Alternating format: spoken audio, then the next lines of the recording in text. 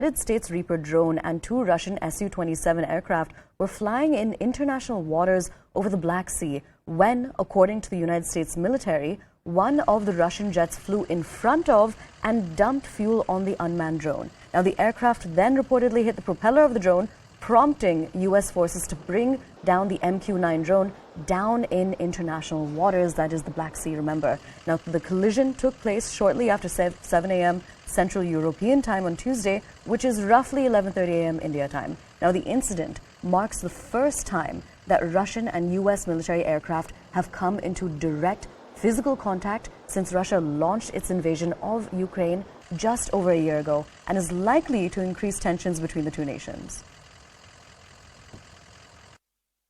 What we saw, again, were fighter aircraft dumping fuel in front of this UAV and then getting so close to the aircraft that it actually damaged the propeller on the MQ-9. We assess that it likely caused some damage to the Russian aircraft as well. The Russian aircraft did land. I'm not going to go into where they landed. But again, it's just demonstrative of very unprofessional, unsafe airmanship on the part of these pilots. Because of the damage, we were in a position to have to essentially crash it into the Black Sea. To my knowledge, at this point in time, the Russians have not recovered that aircraft.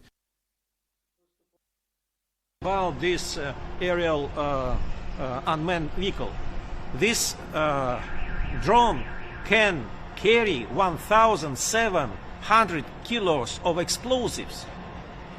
This drone can carry a few bombs. You see that what will be reaction of United States if you see such Russian drone very close, for example, to San Francisco or New York? What will be reaction of United States?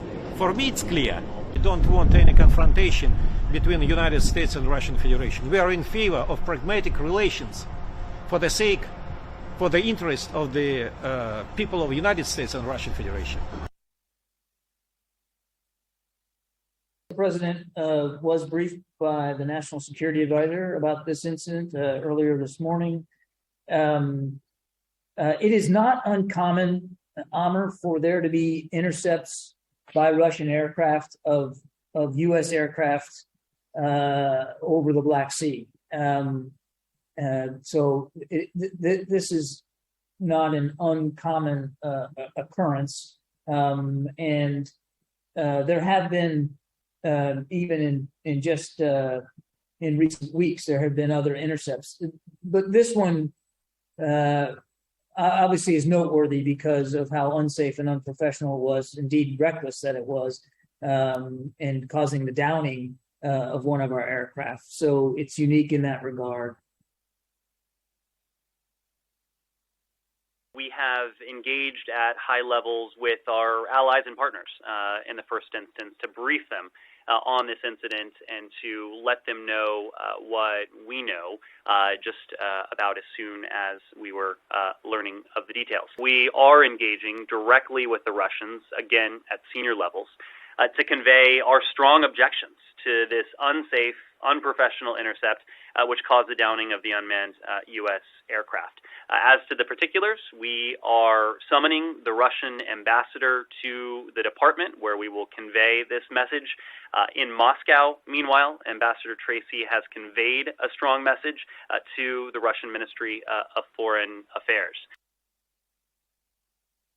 When you use weapon systems like the Reaper, you've got something that is really known for not only its weapons capability, but also as an intelligence collection platform, which is what it was most likely doing, because what it does is it takes signals intelligence and imagery intelligence, depending on the package that it has on board, and it correlates that data and sends it back where it can be processed by a command center. So when you look at the area that we've got around here, there's a lot going on, and the tensions, of course, given the fact that you've got systems going up in this area, you've got fighting all along here, and in the bigger map, you have all of these different areas right in here. So anything that could happen here could clearly spill over into other areas.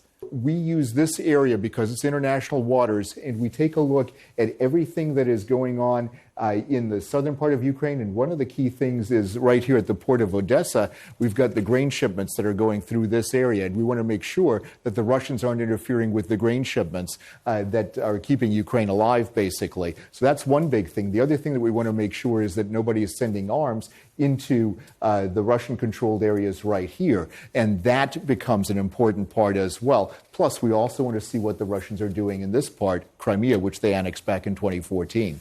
So all of the things that are going on here with this, if it once it goes down, the intelligence collection stops, and then it becomes a situation where you're trying to get the pieces and parts that made up the Reaper and make sure that it doesn't fall into enemy hands. What you're looking at here is trying to pull it off, probably off of the floor of the Black Sea, which is pretty deep in some of these areas right off the Crimean coast. U.S. surveillance drone was brought down by two Russian Sukhoi 27 jets. The U.S. says that the surveillance aircraft, an MQ-9 Reaper as it was called, a large aircraft with sophisticated systems on board. It has a 20-meter wingspan, really a very complex system of surveillance.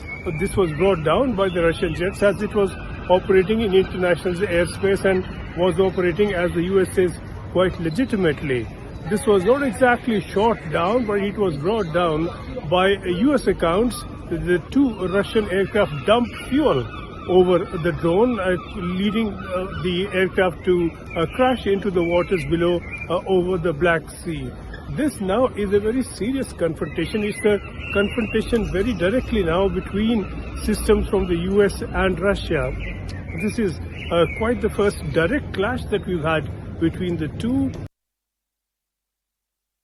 We are crossing over to CNN News 18's Foreign Affairs correspondent Abhishek Jha to get more on this. Abhishek, how could we likely see this matter escalate between the two nations?